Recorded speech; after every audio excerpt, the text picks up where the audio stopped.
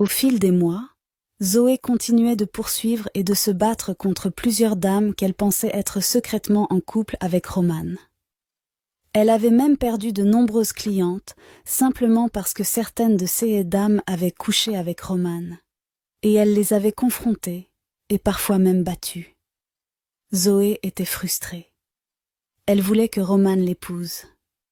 Elle lui avait consacré les 7 dernières années de sa vie, et ne pouvait pas s'imaginer avec un autre homme. Donc chaque fois qu'elle parlait à Roman et disait « Roman, quand vas-tu m'épouser? Je t'aime, et je sais que tu m'aimes aussi. Alors quand viendras-tu voir mon père pour demander ma main en mariage ?» Zoé demandait, l'air inquiète. « Mariage? Qui a parlé de mariage? Je ne suis pas encore prêt à être mari.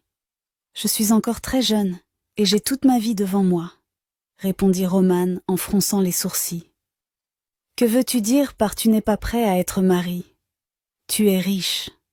En fait, tu es l'un des hommes les plus riches de ce village. Qu'est-ce qu'il te faut d'autre pour te marier?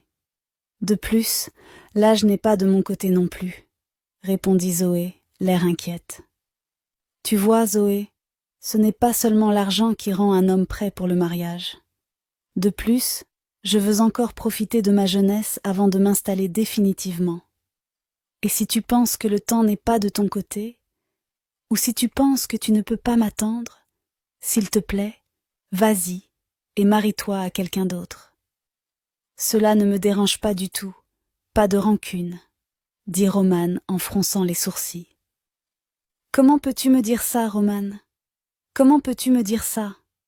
Comment penses-tu que je pourrais me marier avec quelqu'un d'autre? Tu es le seul que j'aime.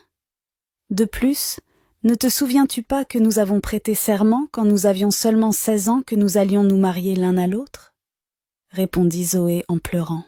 « S'il te plaît, Zoé, arrête de pleurer maintenant. Tu sais que je ne voulais pas te blesser, mais je dis seulement que je ne suis pas prêt. Mais si tu peux m'attendre, alors pas de problème. Quant à ce serment que nous avons fait il y a presque combien d'années, crois-moi, cette chose n'a aucune conséquence. Nous l'avons fait en tant qu'enfants ignorants, donc je suis sûre que cela ne tient pas la route. Et si la peur des répercussions du serment est la seule raison pour laquelle tu veux que nous nous marions, alors ma chère, ne te donne pas la peine. Ce serment est sans signification. Je te donne ma bénédiction pour aller te marier avec qui tu veux, » répondit Roman très gentiment. « Non, Roman, non, ce n'est pas seulement le serment. Ce n'est pas seulement le serment, mais tu sais que je t'aime. Je veux que nous nous marions. Je t'attendrai jusqu'à ce que tu sois prêt. Je me fiche de combien de temps cela prend, 5, 6, 10 ans, je t'attendrai, » répondit Zoé joyeusement, et ils rirent et se prirent dans les bras. Après cette conversation, Zoé se sentit mieux. Elle commença à se sentir comme la véritable épouse de Roman après tout. Roman lui avait demandé de l'attendre jusqu'à ce qu'il soit prêt. Alors chaque jour, elle fermait sa boutique pendant la journée et se rendait chez Roman pour accomplir ses devoirs d'épouse. Roman lui avait donné une clé de rechange de sa maison. Alors Zoé allait chez lui pour balayer et nettoyer toute la maison et lavait même ses vêtements, puis allait cuisiner pour lui. Zoé se disait qu'elle ne faisait que pratiquer ce qu'elle ferait éventuellement dès qu'elle deviendrait sa femme.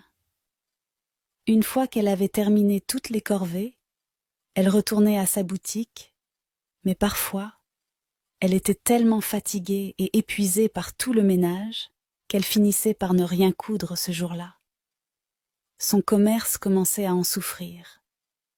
Comme si cela ne suffisait pas, à la fin de la journée de travail, elle retournait encore chez Roman. À ce moment-là, Roman était déjà rentré du travail, et elle dormait avec lui avant de rentrer chez elle. Sa mère, Mama B, avait appelé Zoé à plusieurs reprises pour la mettre en garde, en disant « Zoé, ce n'est pas une femme qui poursuit un homme. Les hommes sont des chasseurs. Ils vont après les femmes qu'ils aiment. Laisse ce garçon Roman tranquille. Non, il ne t'aime pas. Il y a de meilleurs hommes comme John qui veulent t'épouser. Ils donneraient littéralement leur vie pour toi. Pourquoi te forces-tu à être avec un homme qui ne te veut pas? Tu fais même tes devoirs d'épouse pour lui. Ce garçon est un mari de la communauté, dormant avec toutes les femmes en jupe. Écoute ta mère. Ce qu'un aîné voit en étant assis, un enfant ne le verrait même pas si cet enfant grimpait au plus haut arbre Iroko, dit Mamabe, l'air inquiète. Maman, je ne peux épouser personne d'autre. Roman est mon mari. De plus, vous ne le connaissez pas aussi bien que moi. Vous le jugez tous. Roman m'aime vraiment, répondit Zoé en parlant. D'accord, j'ai dit mon mot. Un mot suffit aux sages, répondit Mamabe en s'éloignant. Mais tous les mots de Mamabe tombaient dans l'oreille d'un sourd, car Zoé continuait non seulement à accomplir ses devoirs d'épouse pour Roman, mais elle continuait aussi à se battre avec d'autres femmes qu'elle soupçonnait d'avoir une liaison avec Roman.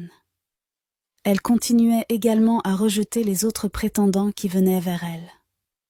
Elle attendait patiemment que Roman soit prêt à venir l'épouser. 2 ans plus tard, et Zoé attendait toujours que Roman soit prêt.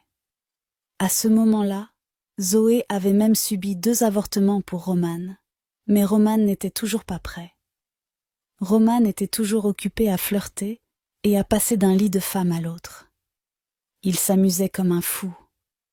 Un jour, Roman et Zoé étaient dans son salon, en train de discuter, lorsque Roman regarda Zoé et dit « Tu sais que mon ami Jérémy se marie bientôt ?»« Vraiment ? Oh, waouh ! Et j'étais avec Sarah toute la journée d'hier, et elle ne m'a même pas dit qu'il allait enfin se marier. » « Et elle se prend pour mon amie ?» répondit Zoé. « Non, non, ce n'est pas Sarah avec qui Jérémy va se marier. C'est une autre dame du village voisin, » répondit Roman, la fixant pour voir son expression.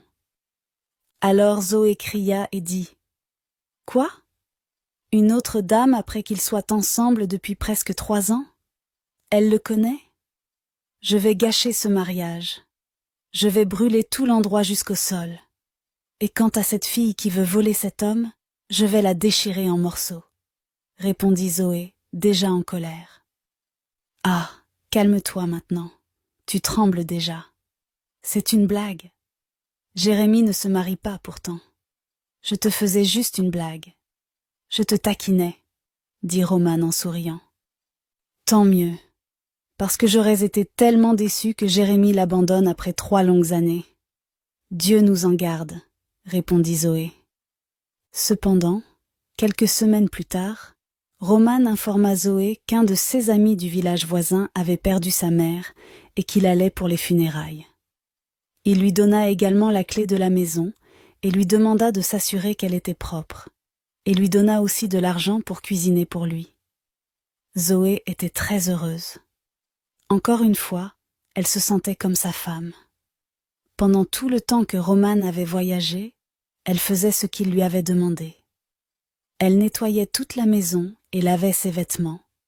Et le jour où Roman était censé revenir, elle était allée à la maison plus tôt et avait préparé de délicieux repas pour lui. Elle était si heureuse. Elle s'était aussi fait coiffer pour être très belle pour Roman. Après tout, il était parti pendant 1 semaine entière. Cependant, plus tard dans la soirée,